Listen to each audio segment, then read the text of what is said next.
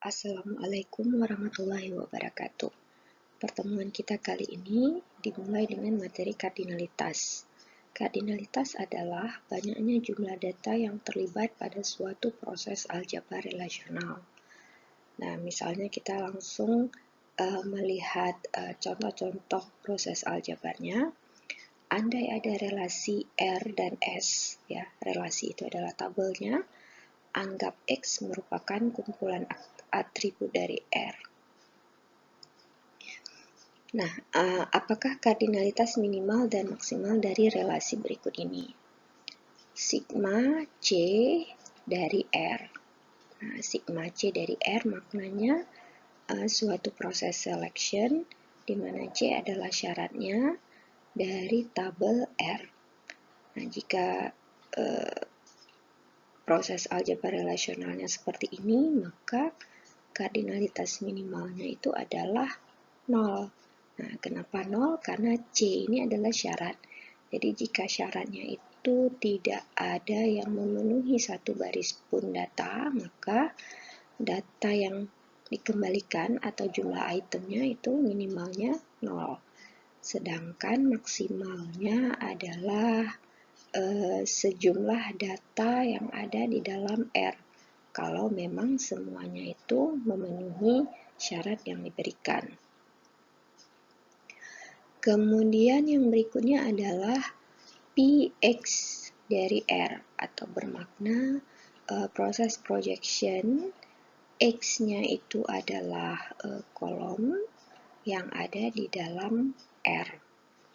Nah, X di sini tidak ditentukan apakah itu kunci. Jadi X-nya ini adalah bebas, kolom apa saja boleh.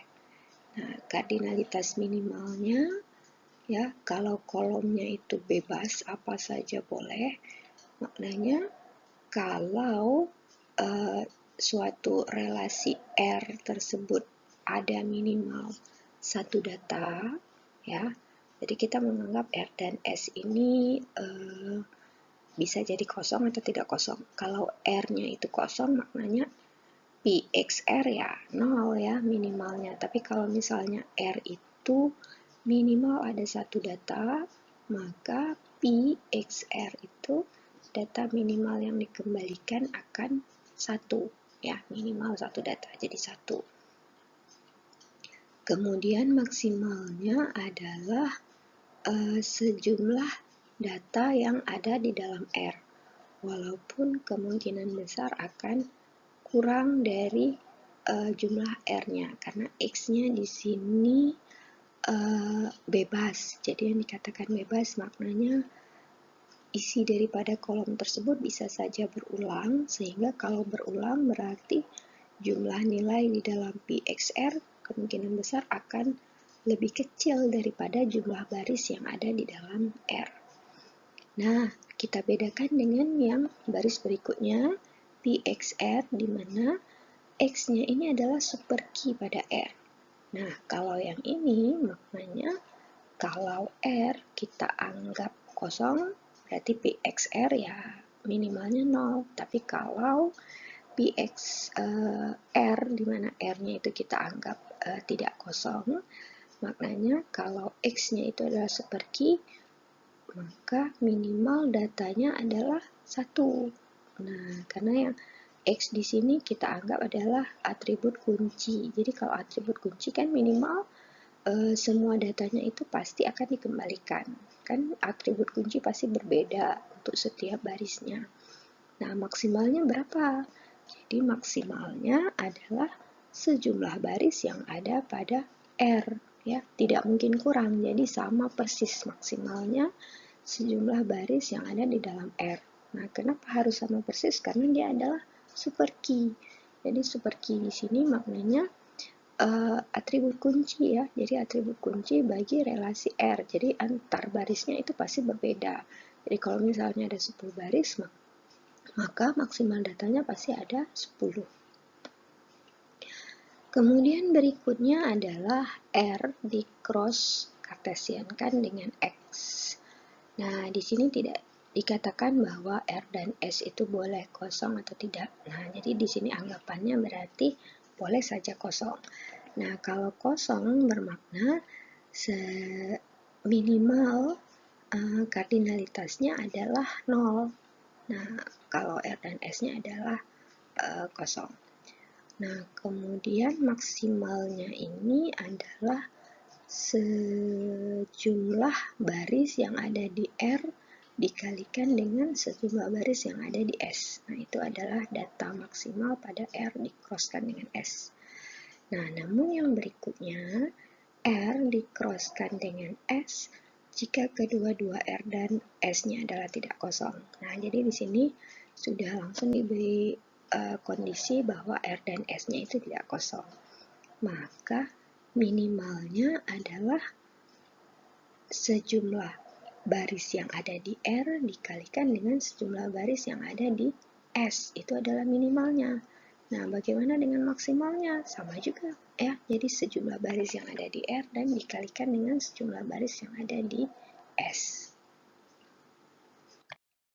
Oke, berikutnya kardinalitas lanjutannya adalah di sini pada natural join ya. Jadi R natural join dengan S. Nah, natural join ini kan sebetulnya proses cross Cartesian, diberikan syarat kesamaan, kemudian dipilih data apa saja yang kita perlukan.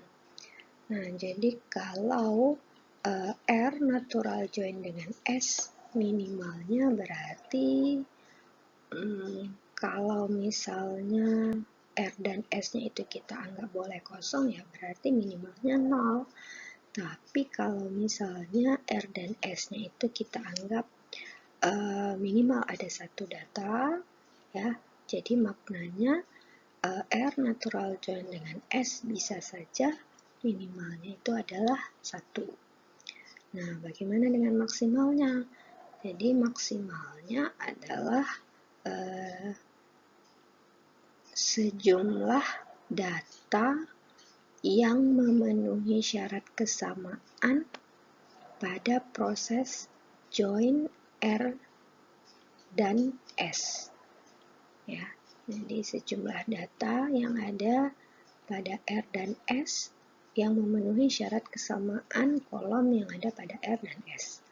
Nah, kemudian yang pada baris berikutnya ada syarat tambahan, yaitu Z-nya ini adalah super key. Jadi di sini kalau dikatakan super key dari R, maka kita sudah menganggap bahwa R dan S-nya itu sudah tidak kosong ya. Jadi minimal kardinalitasnya saat proses join kita anggap 1. Kemudian maksimalnya berarti karena Z-nya itu adalah super key, maknanya berbeda ya. Jadi antar super key pada R, maknanya data yang ada di R itu pastilah berbeda-beda. Nah, karena super key. Jadi syaratnya itu akan mengambil maksimal dari semua baris yang ada di R dipasangkan dengan baris-baris yang sama yang ada di S. Nah, jadi maksimalnya adalah sejumlah baris yang ada di R. Nah, kemudian pada R natural join dengan S jika Z merupakan primary key dari R dan ada batasan foreign key SZ reference RZ. Nah, jadi Z-nya itu primary key dan primary key-nya ini ada foreign key-nya pada tabel S. Jika seperti ini, maka minimalnya 1, sedangkan maksimalnya ini adalah sejumlah baris data yang ada di R. Ya, sejumlah baris data yang ada di R yang memiliki kesamaan dengan baris data yang ada di S. Ya, memang kita tidak bisa memastikan berapa jumlah datanya, yang pasti berapa baris data yang ada di R disamakan dengan baris data yang ada di S sesuai dengan primary key dan foreign key-nya yang disamakan nilainya.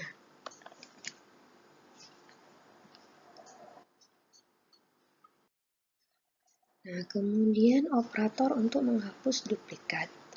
Nah, sistem di BMS ini sebenarnya kita implementasikan pada aljabar relasional yang bekerja pada multiset, ya, bukan hanya satu set saja.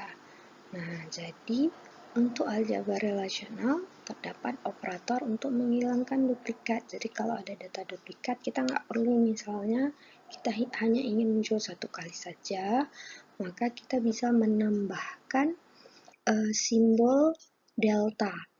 Ya, jadi misalnya di sini ada relasi sama dengan ada kolom A dan B, barisnya 1, 2, 3, 4, 3, 4, 1, 2. Nah, namun kalau kita tambahkan delta R, maknanya duplikatnya kita hapus, sehingga menjadi kolom AB datanya hanya ada 2, yaitu 1, 2, dan 3, 4. Agregat. Nah, terkadang kita ingin mendapatkan nilai agregat seperti jumlah gaji dari semua pekerja, rata-rata umur mahasiswa, ya.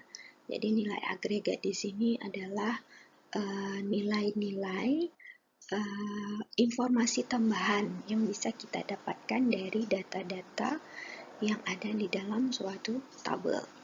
Nah, untuk mencari informasi tambahan tersebut, kita akan memanfaatkan fungsi agregat seperti sum, AVG, min, max, dan count. Sum digunakan untuk menjumlahkan data di dalam suatu kolom. AVG digunakan untuk mencari rata-rata data. Kemudian min digunakan untuk mencari nilai minimal data, ya, nilai yang paling kecil. Max digunakan untuk mencari nilai maksimal atau nilai yang paling besar. Kemudian count digunakan untuk menghitung ada berapa banyak data yang memenuhi syarat yang diberikan. Nah, sum dengan count ini beda, ya. Jadi kalau sum ini data-datanya itu kita jumlahkan, sedangkan count ini menghitung. Fungsi tersebut kita aplikasikan dengan operator gamma. Nah, di sini contohnya ada relasi R, kolom A, B, ada data 1, 2, 3, 4, 3, 5, dan 1, 1. Nah, misalkan pertama kita ingin mencari gam sum A dari R. Maknanya kita mencari jumlah data yang ada di kolom A dari tabel R. Ya, kalau kita jumlahkan di sini 1 tambah 3, 4 tambah 3, 7 tambah 1, 8. Maka hasilnya sum A 8. Atau contoh lainnya, gamma AVG B dari R. Ya, maknanya di sini kita ingin mencari rata-rata data yang ada pada kolom B. Nah, jadi rata-rata kan berarti kita jumlahkan kemudian dibagi jumlah datanya. Jadi di sini pada kolom B ada data 2 tambah 4, 6, tambah 5, 11, tambah 1, 12. 12 dibagi 4 hasilnya 3.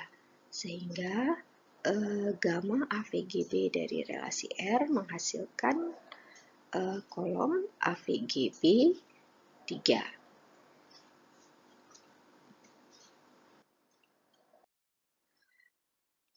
Pengelompokan dan agregat.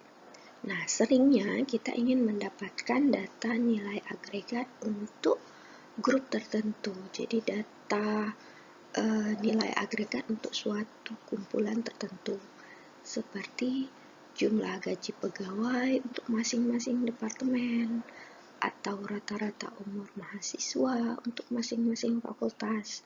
Jadi datanya itu kita kelompokkan, baru kemudian kita cari nilai agregatnya.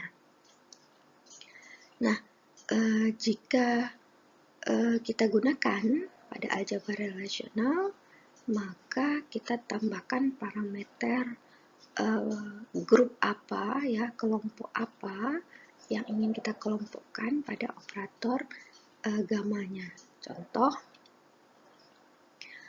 misalnya di sini ada gamma A, sum B pada dari relasi R. Berarti di sini prosesnya kita partisi terlebih dahulu semua kolom-kolom pada R yang merupakan atribut dari A. Kemudian kembalikan jumlah atribut B untuk masing-masing kelompok tersebut. Nah, ya, jadi prosesnya yang pertama sekali kita pilah-pilah dulu partisi, kita pilah-pilah. Nah, contohnya misalnya ada relasi R, ada kolom A, B, barisnya 1, 2, 3, 4, 3, 5, 1, 3. Maka kalau gamma A, sum B, berarti yang A-nya di sini kita pilah-pilah. Jadi A-nya dipilah-pilah menjadi 1, 2, 1, 3. Baru berikutnya nanti ada 3, 4, 3, 5, ya. Jadi dipilah-pilah dulu yang A-nya, baru kemudian sesudah kita pilah, kita partisi ini, kita cari jumlahnya untuk masing-masing partisi tersebut. Nah, jadi sum B. Nah, jadi untuk data 1 pada kolom A, maka jumlahnya ada 5. Kemudian untuk data 3, ya, jumlahnya ada 9. Sehingga hasilnya di sini adalah A sum B, barisnya 1, 5, 3, 9.